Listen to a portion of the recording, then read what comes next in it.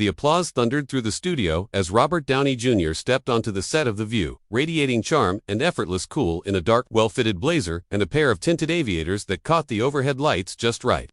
He smiled broadly, waved to the audience, then approached the round table of co-hosts who were already rising to greet him. Joy Behar was first to extend her hand with a smirk and a wink, followed by Sunny Hostin and Whoopi Goldberg. Their introduction was warm, filled with playful jabs and affectionate compliments as Robert settled into his chair, already cracking jokes about his last press tour. "You know, it's weird," he quipped, adjusting his collar with mock anxiety. "Every time I sit on a show like this, I wonder if the chair is going to be the most stable thing in the room." Laughter erupted around the table and from the audience. For the first few minutes, it was all familiar terrain-like banter, upcoming projects, Downey's transformation for his latest film, and his foray into environmental ventures. He talked animatedly about the importance of personal reinvention, and how playing complex characters allowed him to explore parts of himself that he'd once tried to bury. But as the conversation deepened, the tone began to shift, almost imperceptibly, with Joy tilting her head and interlacing her fingers, her eyes narrowing in that signature way she used when transitioning from entertainment to interrogation. "So, Robert," she began with a pleasant smile that didn't quite reach her eyes, "you've had quite the journey from courtrooms and jail cells to box office royalty.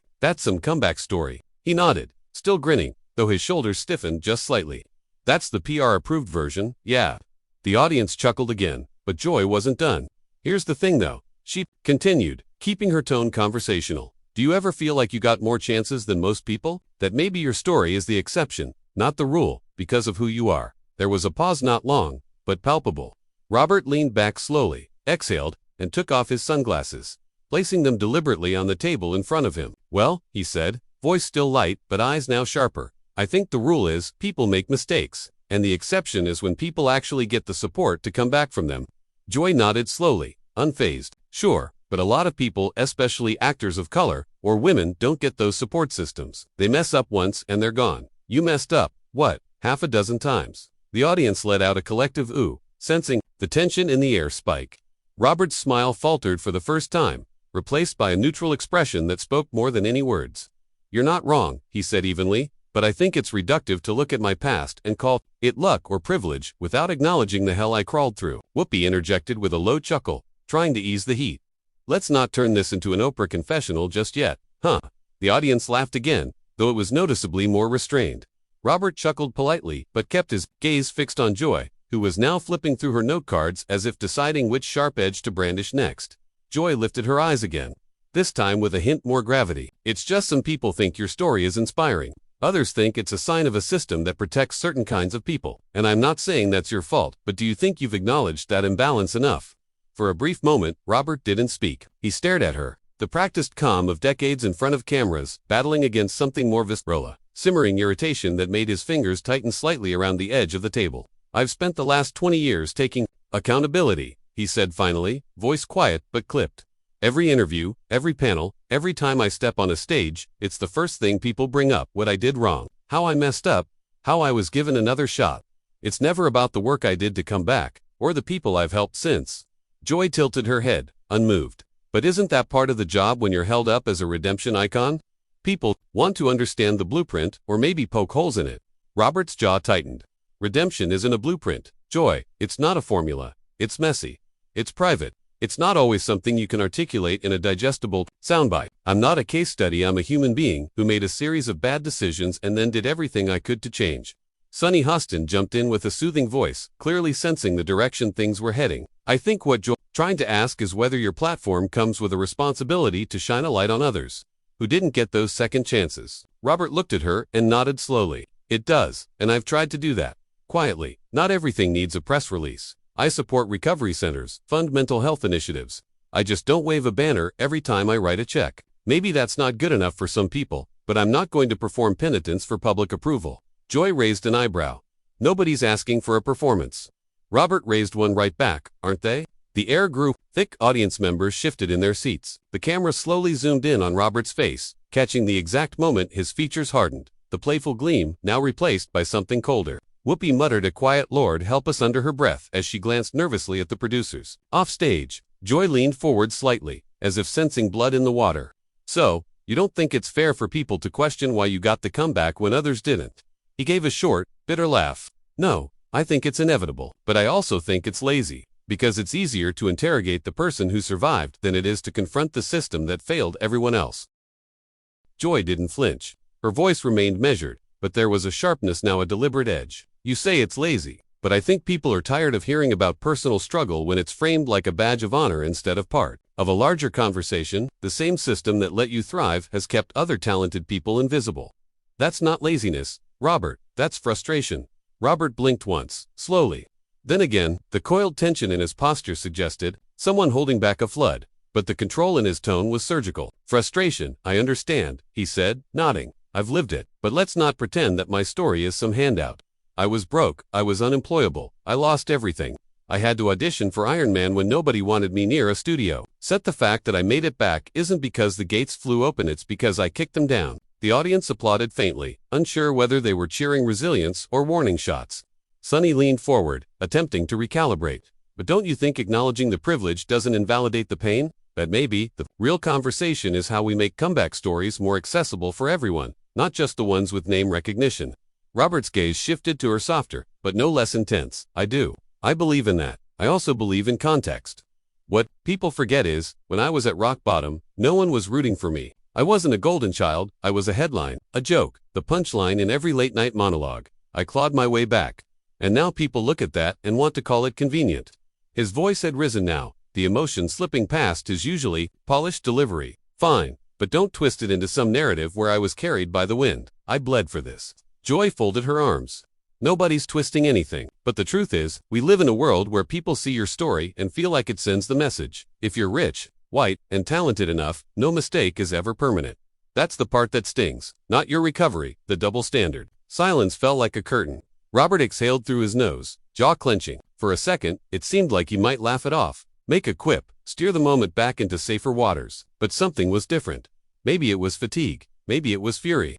Maybe it was the years of being an avatar for other people's conversations, finally wearing him down. You know what's permanent, he said quietly. The shame, the memory, the regret, the people I hurt, the friends I lost. You think success erases that? It doesn't. I live with it, every day. And if people want to reduce that to a race or class issue, they're not looking at me. They're looking at a story they've already decided they want to tell. Sonny reached out, gently placing her hand on the table.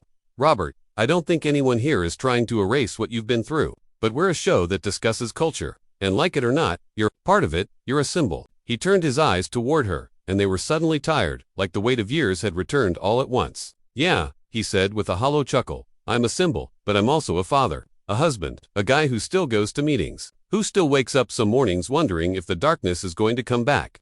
This, he gestured to the cameras, the lights, the table, this is temporary. The real stuff is what happens when all of this turns off. And I wish more people cared about that part of the story. Joy, sensing the tide shifting back toward sympathy, struck again. And yet, you still benefit from all of this. The platform, the praise, the redemption arc. Doesn't that complicate the narrative? Robert's face darkened. Everything, it is complicated. That's what makes it real. I'm not asking anyone to throw a parade. But I'm also not going to sit here and act like I haven't earned my place back at the table. Whoopi leaned in, voice low and firm. Robert, maybe take a breath. Man, we're getting into the weeds now. But Robert didn't move. No, Whoopi, I get it. I walked into this interview thinking we'd talk about a film I poured my soul into, about addiction, about recovery, about grace. Instead, I'm being asked to defend my existence, my recovery, my worth. The audience murmured. The tension was no longer simmering, it was boiling over. Joy, unwavering, responded calmly. Maybe that's the discomfort that's necessary. Growth isn't easy, these conversations aren't either. Robert stood slowly. Neither is knowing you'll never be anything more than a symbol to people who refuse to see the human underneath. The camera zoomed in again, catching the flash of something raw in his eyes. Anger, yes, but also pain. Deep and unhealed. You wanted viral? Congratulations, he added bitterly, pulling off his mic. You got it. The air in the studio was thick now, almost oppressive. The audience had gone nearly silent, murmurs breaking out only in hushed gasps or nervous shuffles. Robert Downey Jr. remained standing, his hand still resting on the back of his chair, his mic now laying flat on the polished wood of the table. He didn't storm out, not yet, but the internal storm was written all over his face. His brow furrowed, his mouth a tight line, his eyes scanning the co-hosts like he was searching for one last reason to stay seated. Whoopi looked away first. Sonny followed, swallowing hard. Only Joy Behar met his gaze head-on, her expression unreadable, equal parts composed and confrontational. If you walk off now, she said softly, People will say you couldn't take the heat, that you showed up expecting applause and walked when things got uncomfortable. Robert tilted his head slightly, a bitter half-smile tugging at the corner of his mouth. And if I stay, what? I get dissected for another 10 minutes while you all play prosecutor with a smile. Joy shrugged. Or, you get to finish your story on your terms. He hesitated just long enough to make it feel like he might reconsider. But then, something flickered across his face. A quiet, cold conclusion settling in. This isn't my story anymore, he said. This is a narrative you've already decided. I'm just the guest star in your moral theater. He turned toward the audience now, voice rising, no longer trying to keep the anger contained. You know what people forget? That recovery isn't linear. That it doesn't end when you get the role, or the house, or the public's approval. It's daily. It's brutal. And you don't get through it by being polite and performative. You get through it by being honest even when it's ugly.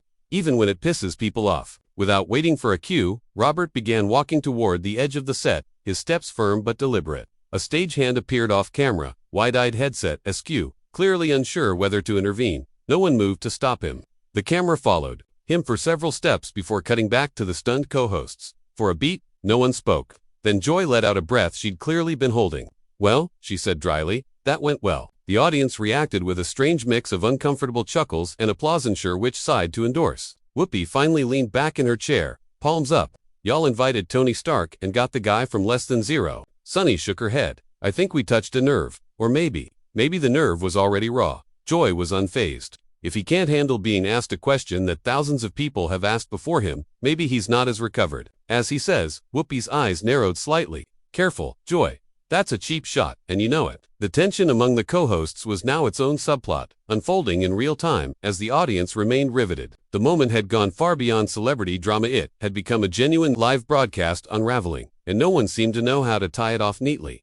Backstage, a production assistant scrambled to Robert, who had paused just behind the curtain, visibly trying to collect himself. He ran a hand through his hair, exhaled hard, and looked directly into a nearby camera that had been set up for behind-the-scenes B-roll. I didn't come here to fight, he said, voice softer now, but still trembling with emotion. But I'm done letting people weaponize my past against me like I don't live with the consequences every damn day. The assistant muttered something into a walkie-talkie. Robert shook his head. No, don't drag me back out there. Let the clip go viral. Let them debate. I'm not their lesson plan.